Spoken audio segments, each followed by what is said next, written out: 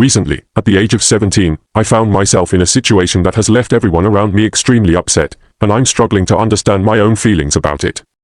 My parents decided to move us into a new house, and as a result, they forced my half-sister and me to share a bedroom. This sudden change led to a series of unfortunate events where my half-sister, whom I'll refer to as Dana, ended up damaging my clothes. Feeling overwhelmed and frustrated by the situation, I lost my temper and attacked her. In the heat of the moment, I also confronted my parents, revealing who the true owner of the house was. This outburst has caused a significant rift within my family, and I'm left grappling with the consequences of my actions. To provide some background, I've been living solely with my father for the past few weeks because my mother had to travel to Los Angeles for a work assignment.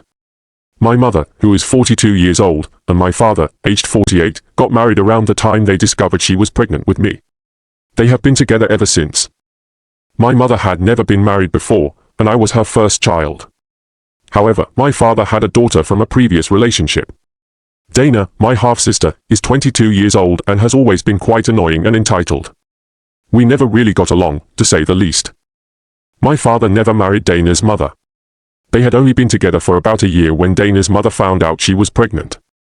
At that point, they had already been contemplating ending their relationship. When Dana's mother learned about the pregnancy, they made an effort to stay together, but their relationship didn't survive long after Dana was born. Eventually, they decided to part ways, though they managed to establish a co-parenting arrangement.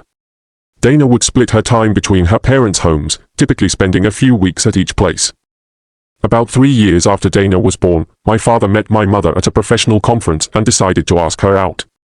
They began dating, and after 2 years of being together, they got married and welcomed me into the family.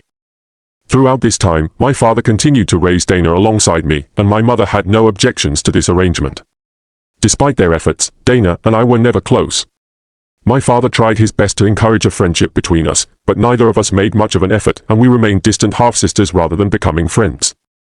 As we grew older, it became clear even to my father that Dana and I had little interest in forming a bond. He eventually stopped trying to push us to become friends. On my end, I maintained a strong and positive relationship with my father. Whenever Dana wasn't around, I enjoyed spending quality time at home with my parents. However, I couldn't stand it when Dana would come over. She had a tendency to dominate the attention, making it difficult for me to feel comfortable in my own home. This was especially frustrating because my father only saw Dana on Fridays and weekends, so when she was present, he naturally gave her a bit more attention, knowing she would soon return to her mother's house. I suspect there was an underlying sibling rivalry, even if it wasn't openly acknowledged. Despite the tensions, my father was a wonderful dad to me, and I always appreciated his efforts. As time passed, I stopped caring about competing with Dana or trying to one-up her. Unfortunately, Dana never seemed to outgrow her childish and entitled behavior. Even after she entered college, she continued to act in ways that were immature and attention-seeking. She would boast about the prestigious college she attended, despite me being only 13 at the time and not even considering college myself. She would flaunt her grades and act superior, even though I was excelling academically more than she was at her age. Every holiday season, when Dana returned home, she would brag about her college experiences, making me uncomfortable and sometimes prompting me to tease her directly. This led to passive-aggressive arguments and minor conflicts that persisted for years. However, a significant turning point occurred a couple of years ago when Dana's mother tragically passed away. It was just a week before Dana was set to graduate, and the news of her mother's sudden death from a heart attack shocked the entire family. Dana was under 50 at the time, and her mother had been living a highly stressful life. Doctors had repeatedly advised her to undergo regular medical checkups, but she had neglected to do so. The revelation that Dana's mother had been suffering from heart problems for an extended period without seeking help was a devastating blow. This event deeply affected Dana, and after the funeral, her behavior took a downturn, much to everyone's dismay. In the aftermath of her mother's death, Dana began to binge eat and developed an eating disorder. Initially, the signs were subtle, but over time, it became more apparent. She was living with us during this period, and I was genuinely concerned for her well-being. I expressed my worries to my father, emphasizing that Dana's situation was spiraling out of control. Together, we conducted extensive research and decided that it was imperative for Dana to seek professional help. My father approached Dana about attending therapy, hoping to intervene before things worsened. However, Dana was resistant and accused me of trying to label her as crazy and seeking attention. I wished she believed that was my motive, as it would have at least meant she was getting help for her eating disorder. Despite the tension, I was sincere in my desire to help her. After much discussion, Dana eventually agreed to pursue therapy, especially as her health continued to decline due to her overeating. It took several months, but we began to see improvements in her condition. By the time Dana graduated, she was living at home, battling depression. After nearly a year since her mother's passing, Dana decided to look for employment and quickly secured a job. Within a few months, she had moved out, which seemed like a positive development. However, about 6 months ago, Dana chose not to continue living independently. Instead, she decided to move back into our home, despite being financially capable of supporting herself. Her unpredictability and my father's continued leniency, stemming from her mother's death, led to her return. A couple of weeks ago, my parents moved into our new house, a spacious, 4-bedroom home we purchased to avoid ongoing rent payments and to have our own space. We were still in the process of unpacking when my mother received a significant work opportunity in Los Angeles, forcing her to leave within the first week. My father and I handled the majority of the unpacking duties. The house was designed with 4 bedrooms, one intended for me, one for our parents, and 2 guest rooms. One of the guest rooms was clearly meant for Dana, while the other was reserved for future guests. Initially, we used one of the guest rooms as a makeshift storage area, rendering it unusable, and the remaining empty room was still unfurnished. Unlike our previous pre-furnished home, this new house required us to purchase furniture, but my parents had already invested a considerable amount of money. As a result, we decided to leave the empty room vacant until it was necessary to furnish it. We never anticipated Dana would decide to move back in so abruptly. 2 weeks ago, my father informed me that Dana would be living with us again, and I was expected to share my bedroom with her due to the uninhabitable state of the guest rooms. As a 17-year-old, I needed my own privacy and was adamantly opposed to sharing my space with Dana, whom I found insufferable. I confronted my father multiple times and even tried to involve my mother, but she was too busy with her work to help. While I acknowledge that my reaction might seem petty, given that Dana had recently lost her mother and was trying to rebuild her life, I felt it was unfair to have her forced into our space without consideration. My father echoed similar sentiments, suggesting it was my moral duty to welcome Dana rather than act like a brat. I disagreed, believing that Dana was simply being entitled, especially since she was financially independent and could afford her own living arrangements, at least temporarily. I proposed alternative solutions, such as Dana sleeping on the couch, but she refused, citing back pain issues exacerbated by her struggles with weight.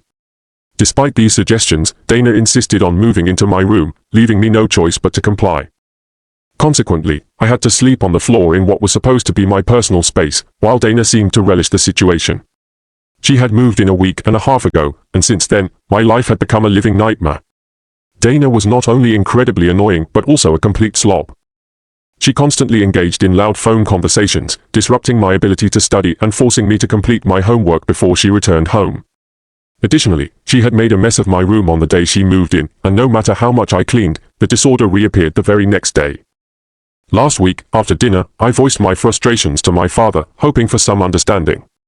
However, he dismissed my complaints, urging me to be patient and support Dana during her difficult time. He emphasized that Dana had recently lost her mother and needed our support rather than rejection.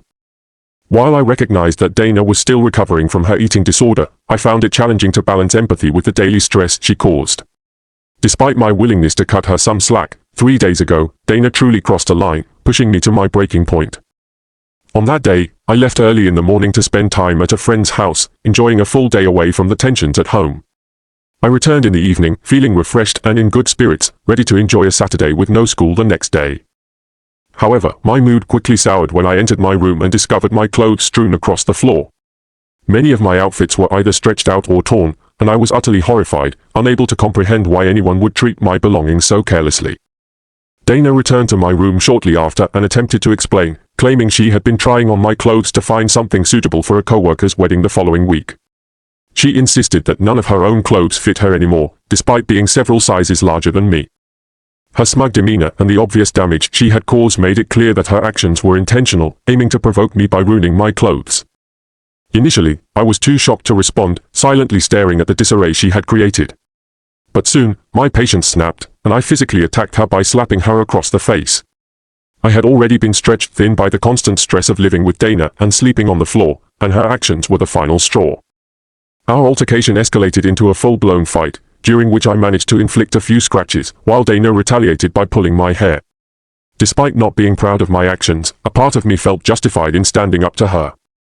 My father intervened, breaking up the fight after some time, but instead of addressing the situation or asking for explanations, he immediately began berating me for my behavior.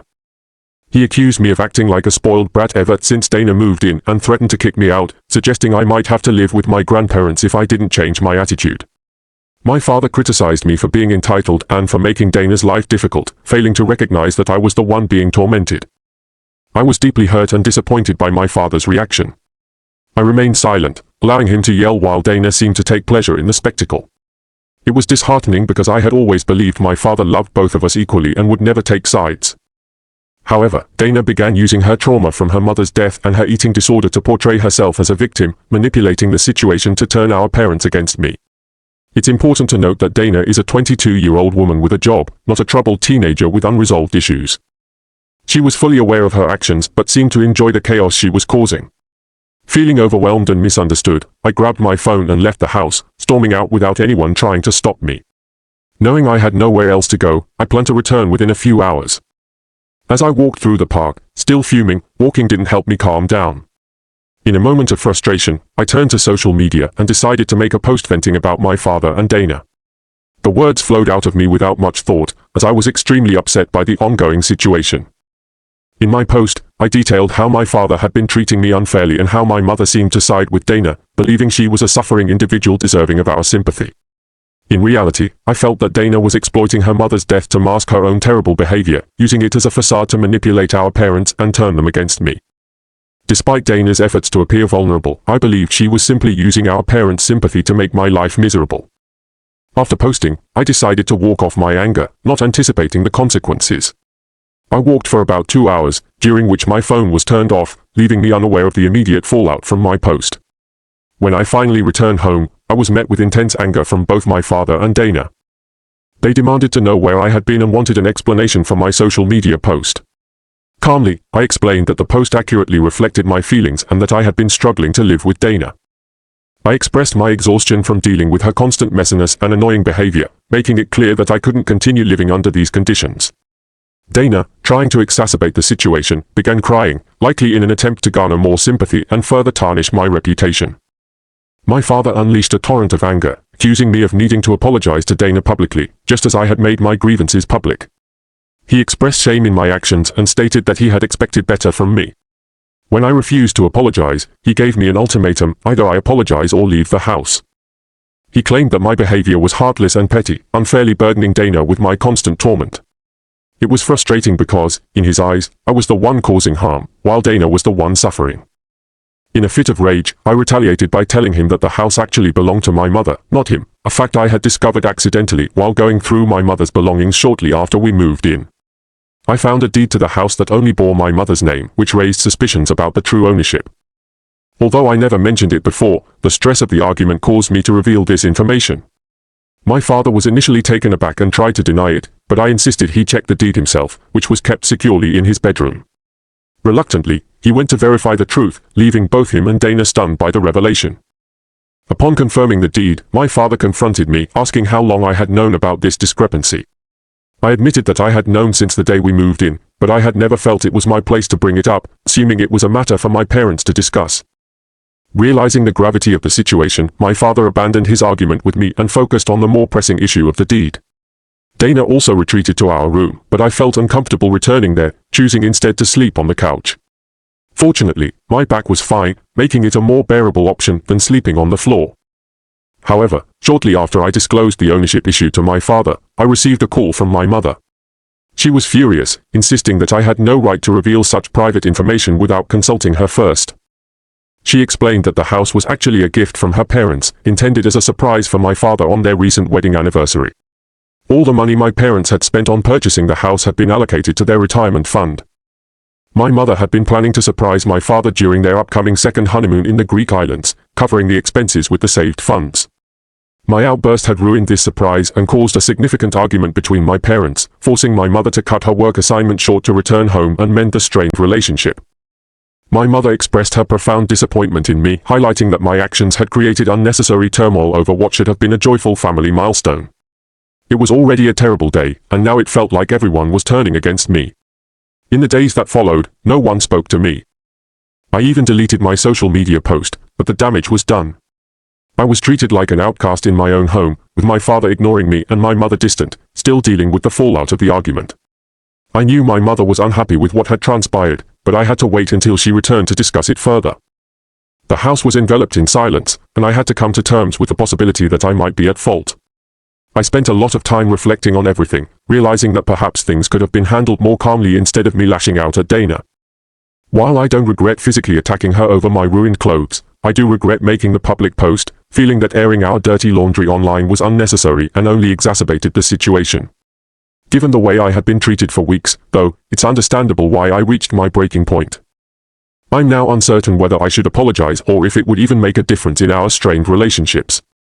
A few days later, I received an update that brought some hope. Thank you to everyone for the supportive comments and messages, they truly helped me gain perspective and improved my mental state.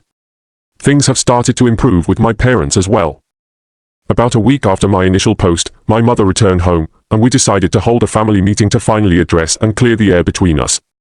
Interestingly, this meeting took place when Dana was not at home, and it was my father who suggested waiting until she left for work to have a candid discussion. We took a day off from our respective responsibilities to ensure that we could focus on resolving our issues without Dana's presence. The conversation was uncomfortable, but I shared my feelings openly, expressing the frustrations and challenges I had been facing living with Dana. To my surprise, my parents listened and seemed to understand my perspective, something I hadn't anticipated. My father revealed that after our major confrontation, he had talked to Dana and realized the validity of my concerns. He acknowledged that Dana had been manipulating the situation, pretending to be more affected by her mother's death than she actually was, in an attempt to turn our parents against me. My parents had already resolved the matter of the deed and the retirement fund, so the primary issue remaining was Dana's behavior. After careful consideration, we all agreed that the best course of action was to ask Dana to leave our home. Dana reacted by throwing a massive tantrum, accusing me of sabotaging her future, a classic case of projection, as she had been the one attempting to undermine me. This confirmation finally explained the deep-seated animosity she held towards me, revealing that her hatred was not based on any legitimate grievances but rather on her own manipulative tendencies and malicious nature. Mystery solved, Dana simply enjoyed causing others misery and wielded her circumstances to exert control and influence over our family dynamics. In the latest update, Dana has moved out, and my mother decided to stay a few more days to facilitate our healing process. She believes that we need to begin family therapy to address the underlying issues and work towards rebuilding our relationships. She will be joining online therapy sessions along with my father and me, and we are all hopeful that this will help us move forward and strengthen our family bonds. It's been a challenging few months, but I have my fingers crossed that these efforts will bring us closer together and restore a sense of normalcy to our household. Nearly a year has passed since my last update, and I'm thrilled to share that I'm about to start college in just a few weeks. I was accepted into the school of my dreams, and my family is incredibly proud and happy for me. My mother completed her work assignment a couple of months ago and has been living with us ever since, contributing to a more harmonious household. It finally feels like we are a complete and happy family once again. Dana has had no contact with us since she left, which has been a relief. Family therapy has been progressing well, and I feel that everything is falling into place. I'm immensely grateful for how things have turned out, and I can't thank the universe enough for guiding us through these turbulent times to reach a place of peace and gratitude.